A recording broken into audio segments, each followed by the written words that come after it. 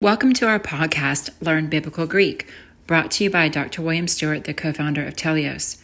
This captivating podcast teaches you biblical Greek through a verse-by-verse study of the book of Ephesians, interjecting Greek grammar, Greek word meanings, and vital theology concepts. Thanks for joining us on this exciting biblical journey.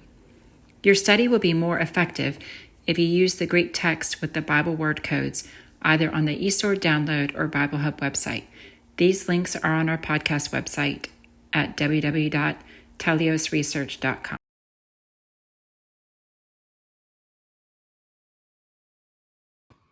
Hi, I'm William Stewart, co-founder of Teleios. Welcome back to our podcast on learning biblical Greek. This is the podcast that teaches you biblical Greek. We're doing it, going right into Scripture. We're in Ephesians, that great epistle from Paul that teaches us about the theology of Christ and salvation, primarily in the first half, the Christian walk in the second. We're covering the grammar and the Greek words, all so we can know God better through studying Greek and be more obedient, faithful servants. We have great translations into our vernacular languages, but by going to the Greek, we pull back the curtain and can understand even better in so many verses what the authors and God had intended. So be patient, work with us, and over time, the grammar and the language will become clear to you. We're in verse 16, chapter 2 of Ephesians, in the second half of the verse. So let's go to the text. To, short word. So as we say that if this is not a conjunction, a short word is generally an article or a relative pronoun. The T on the front tells you it's an article in the non-nominative case, oblique case, and it matches with the following noun, God, Theos. Both take the dative singular masculine or neuter ending, and they match, which indicates Theos is second declension, and a dative, as you remember, is the indirect object or the instrumental case. Dia, this is a preposition, fairly common. As we've talked about in the epistles, these prepositions generally have an abstract meaning. It can come in the genitive or accusative case. This time it is the genitive, which means by means of, so instrumental. So by means of to stauro, the cross, ou, genitive, singular, masculine or neuter, they match. So again, staros, the cross, is in the second declension masculine noun.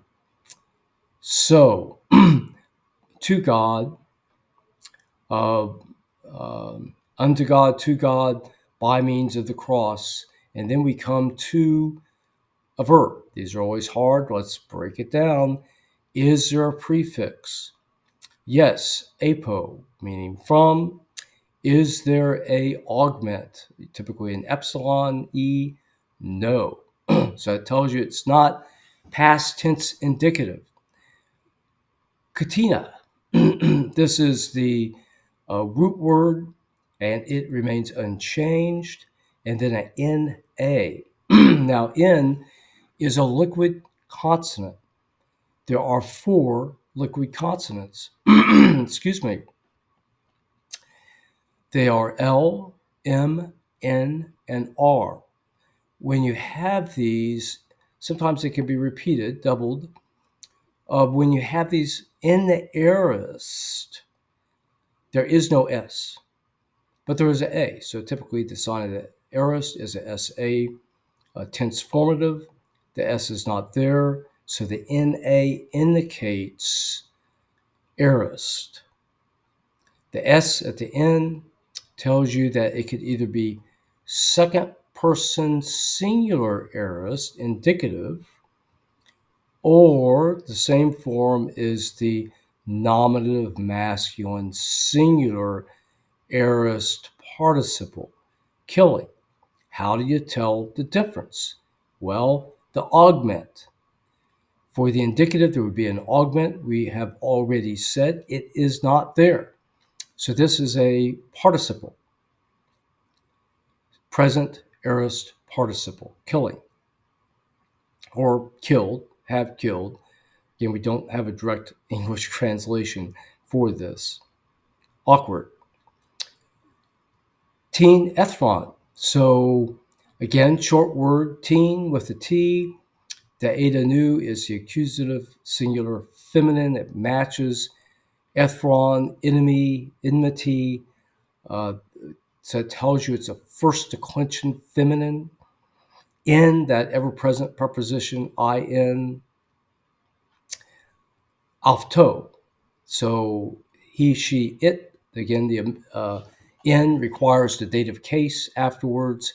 And omega, as you know, is the singular masculine or neuter dative case.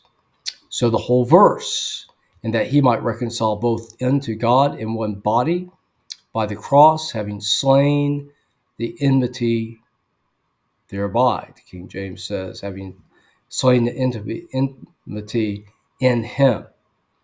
So it's that saying that Christ reconciled us by his death to God.